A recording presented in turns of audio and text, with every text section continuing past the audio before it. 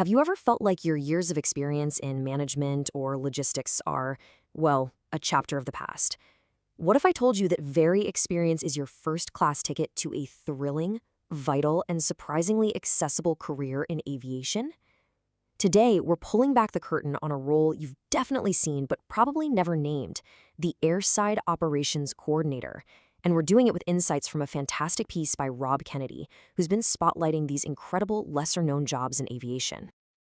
All right, I want you to picture an airport tarmac. Just think about it.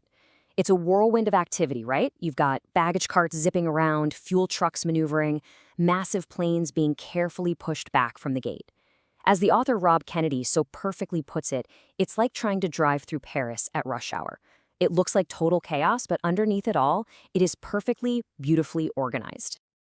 You've probably been that person, standing at the terminal window watching all of this unfold and thinking, who is in charge of all this? I mean, who is the person conducting this whole orchestra, making sure everything and everyone moves safely and on time? Well, that's a fantastic question, and the answer might just be the key to your next career. So let's meet this person. Let's pull back the curtain on this role, because we're talking about the airport's unseen conductor, the one who makes sure that entire ground-based performance goes off without a single hitch. This is the Airside Operations Coordinator, and that conductor analogy, it's spot on. Think of them as the maestro for everything happening on the ramps, the taxiways, and all around the gates. You see, while air traffic control owns the skies, this person, they command the ground. They are the absolutely essential link that keeps the entire system flowing. So, what does a day in their life actually look like? Well, it's a mix of being super proactive and being ready to solve problems at a moment's notice. You're the one coordinating all the ground crews, you're out there inspecting the airfield for safety, and that means everything from checking runway lighting to making sure there's no debris.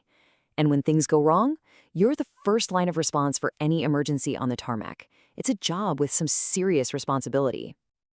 But here's the thing. This job is not a one-size-fits-all kind of deal. Nope.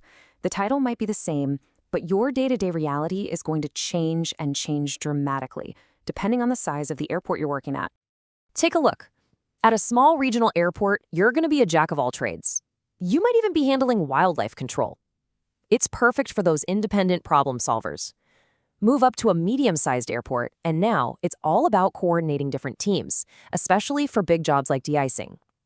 But at a massive hub, think Dallas-Fort Worth or O'Hare, it's a high-pressure world of specialized teams where your ability to multitask is pushed to the absolute limit.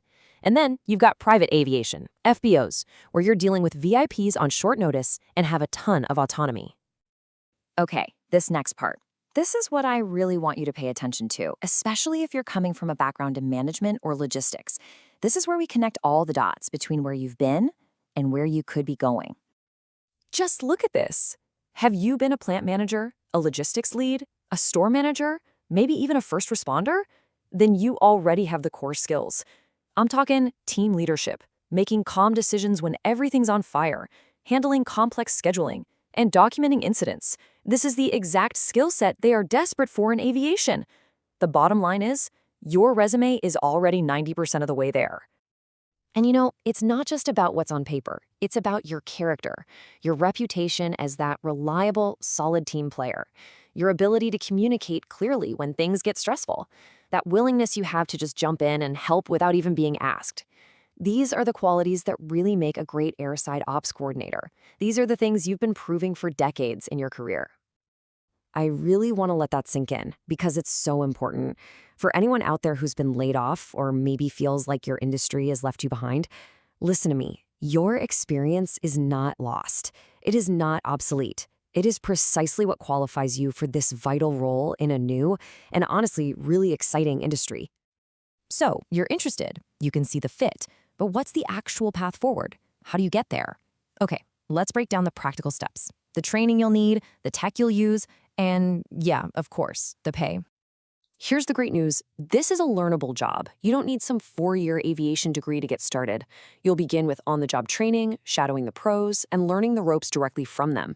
From there, you can build on that with formal certifications and eventually specialize in areas that you find interesting, like emergency management. It's a step-by-step approach that's basically designed for career shifters just like you. And hey, if you're worried about the tech, don't be. Seriously. We're not talking about learning complex coding or some heavy engineering software. The tools of the trade are practical. They're supportive. We're talking two-way radios for constant communication and mobile apps for inspections that are often as simple to use as that delivery tracking app on your phone. And what about the money? Well, the financial opportunity is solid and it's got a clear path for growth. The pay really scales with the size and complexity of the airport. Starting at a smaller airport, you could be in the $50,000 to $60,000 range. But as you move up to a large hub, you could be pushing six figures, especially if you move into a supervisory role. It's a career with a real future. So beyond all the practical stuff, let's talk about purpose. Because after years of maybe focusing on sales targets or production quotas, this is a chance to do something with a tangible, immediate, and absolutely critical impact. In this role, you are a guardian. You are directly responsible for preventing accidents. You're ensuring the airport complies with strict federal regulations. You're keeping the entire massive, invisible machine of aviation running smoothly. Every single decision you make has a real-world consequence for safety and for efficiency. This is work that truly, truly matters. I want to leave you with this quote from Rob Kennedy because it just perfectly captures everything we've talked about today. He says, "All that experience is ideal for an aviation job like this." Think about that. All the experience you've gained over 20, maybe 25 years, leading teams, solving problems, managing chaos, it's not just relevant, it's ideal. So the next time you find yourself at an airport, I want you to look out that window at all that organized chaos on the tarmac and just ask yourself, with everything you already know and everything you've already done, could that be your next office?